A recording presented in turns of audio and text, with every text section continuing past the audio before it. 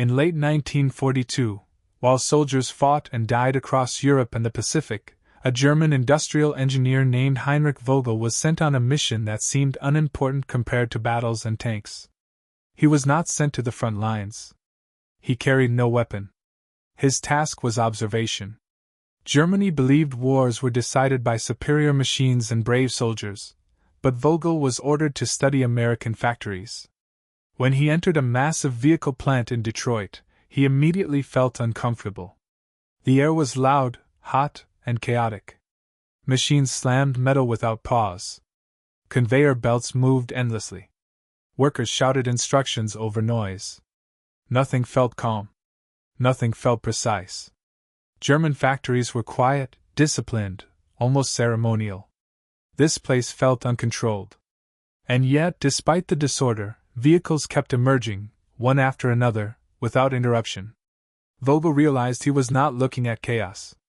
He was looking at controlled speed. And speed, once achieved, was terrifying. Vogel had spent his entire career inside German industry, where engineering was treated as an art form. Every worker was trained for years.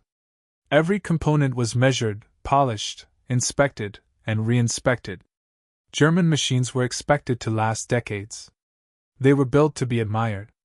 America rejected this philosophy entirely. Vogel watched workers perform the same small task repeatedly. One person installed the same bolt all day. Another fitted the same panel again and again. They were not masters. They were replaceable. Germany would see this as weakness. Vogel now understood it as strength. If one worker failed, the system continued. No expertise was lost. No delay occurred. Germany depended on skilled individuals. America depended on systems that ignored individuality. That difference changed everything. As Vogel walked alongside the assembly line, he inspected finished vehicles closely. The welds were rough. The paint was uneven. Edges were not smooth. German inspectors would reject these machines immediately. Vogel wrote critical notes in his book. But then he stopped. He noticed something deeply unsettling. Every vehicle was the same. The same dimensions. The same fittings. The same alignment. No adjustment was needed. Parts fit instantly. These machines were not handcrafted. They were replicated. Germany produced masterpieces. America produced copies. And in total war, copies outnumber masterpieces every time. Vogel was taken to the spare parts warehouse. There, his discomfort turned into fear. One crate of parts serviced multiple vehicles. The same carburetor. The same bolts. The same thread sizes. Germany designed unique parts for each machine, believing specialization meant superiority. America eliminated uniqueness. This meant fewer spare parts were needed. Repairs were faster. Training was simpler. Logistics were lighter. Vogel understood the battlefield consequences immediately. An American vehicle could be repaired anywhere by anyone. A German vehicle required experts, time, and perfect conditions. War offered none of these. When Vogel examined American training manuals, he felt insulted at first. The language was simple. Diagrams replaced complex formulas. Instructions assumed the reader was inexperienced, tired, and confused.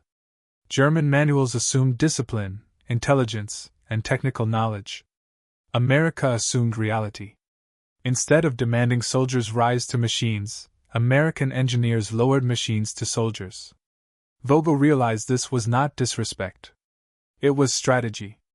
America designed machines that expected mistakes and survived them. Germany punished mistakes with failure. Vogel began to see which philosophy would last longer under pressure. Vogel began studying production schedules in detail, and this was where the difference became impossible to ignore. In Germany, before a single military vehicle could be produced, committees argued over steel quality, design tolerances, and engineering pride. Every change required approval. Every deviation was treated like a failure. In America, Vogel saw the opposite mindset. If steel shipments were delayed, designs were modified immediately. If a component caused slowdown, it was simplified without apology. No one waited for perfection. No one feared change. America followed time, not tradition. Germany followed tradition, even when time was running out. Vogel realized the German system only worked in peace.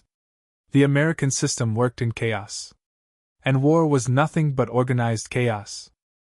One afternoon, Vogel witnessed a moment that permanently changed his understanding of industrial warfare. A newly assembled vehicle failed inspection due to a minor defect.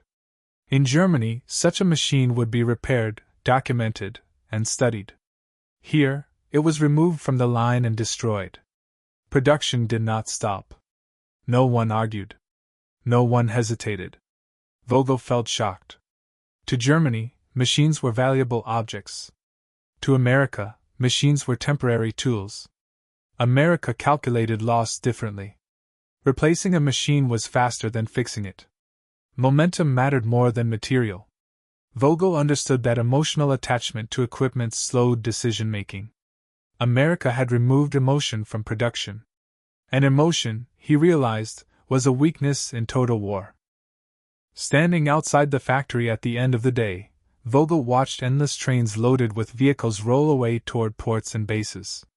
There were no speeches, no flags, no celebrations. Just movement. Germany treated each shipment as an achievement. America treated it as routine. Vogel imagined what would happen if this factory were bombed. The answer came easily. Production would continue elsewhere. America had hundreds of such plants. German industry was centralized and fragile. American industry was spread, redundant, and resilient. Vogel realized that destroying American production would require destroying the entire nation. Germany could not survive such a war of scale. That night, Vogel wrote a private note that he never sent to Berlin. He wrote, "The American advantage is not superior machines. It is control over time. America shortened everything. Training cycles, manufacturing schedules, repair processes, replacement timelines. Germany extended everything in the name of excellence." Vogel understood that wars of attrition are not won by brilliance, but by speed. Time lost could never be recovered. America wasted nothing but material. Germany wasted time. And time, Vogel realized, was the most valuable resource in modern war. German engineers believed complexity proved intelligence. America believed simplicity ensured survival. Vogel compared gearboxes and control systems. German designs were elegant, precise, and fragile. American designs were thick, heavy, and forgiving. German systems punished misuse. American systems assumed misuse. In mud, snow, rain, and fear, misuse was guaranteed. Vogel realized that American engineers had designed for reality. German engineers had designed for ideal conditions that never existed on real battlefields. The machine that forgives mistakes survives longer than the machine that demands perfection. Vogel now forced himself to imagine a real battlefield situation, not an engineering drawing or a factory test. He imagined a young soldier under artillery fire, exhausted, cold, and terrified. The vehicle is damaged. Smoke hangs in the air. Tools are limited. Hands are shaking. In this moment, German doctrine collapses completely. German machines hide their components behind tight armor, precise fittings, and specialized fasteners. Repairs require skill, patience, and perfect conditions. America designed for the opposite. Open access panels, large bolts, minimal tools. Components meant to be reached quickly, even with frozen fingers. America assumed the soldier would not be calm, trained, or careful. Germany assumed he must be. Vogel understood something painful. War does not reward ideal soldiers. It rewards systems that work for frightened humans. And America had built machines that respected human limits instead of denying them. By early 1944, Vogel no longer questioned the direction of the war. Germany still produced impressive weapons, machines that looked powerful on paper and terrifying in demonstrations. But machines no longer decided wars by themselves. systems did. America had built an ecosystem where factories fed logistics, logistics fed training, and training fed replacement. Nothing stood alone. Every loss was expected. Every failure had a backup. If one factory stopped, another filled the gap. If one unit was destroyed, another arrived. Germany built excellence in isolation. America built resilience through connection. Vogel realized that connection multiplied strength far beyond raw engineering brilliance. Germany protected pride. America protected continuity. And continuity, not pride, wins long wars. Vogel also understood why Germany could never truly copy America, no matter how desperate the situation became. You could steal blueprints. You could capture vehicles. But you could not steal philosophy. Germany could not suddenly accept waste, decentralization, or simplification. German culture demanded control, hierarchy, and perfection. American culture allowed improvisation, substitution, and speed. American engineers were rewarded for practical solutions that worked quickly. German engineers were punished for imperfections, even if those imperfections saved time. Perfection slowed reaction. War punished delay. Vogel realized Germany was not losing because it lacked intelligence. It was losing because its values no longer matched the kind of war it was fighting. After the war, Vogel survived to witness the outcome of everything he had observed. German factories stood silent, bombed, dismantled, or abandoned. Production lines that once symbolized pride and mastery were frozen forever. Machines once praised as engineering miracles rusted and used. In America, the opposite occurred. Factories expanded. Production increased. The same systems designed for war transitioned smoothly into peace. Assembly lines turned from tanks to trucks, from bombers to buses. The system never stopped. Vogel understood the final lesson.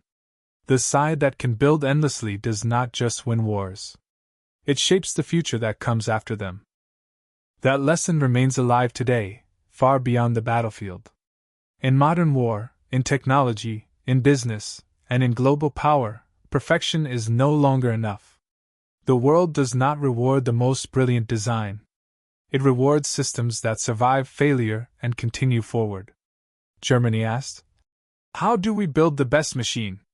America asked, "How do we keep building no matter what happens?" History answered that question clearly. The real weapon was never steel, armor, or firepower. The real weapon was a system that expected loss, absorbed damage, replaced everything, and never stopped moving forward.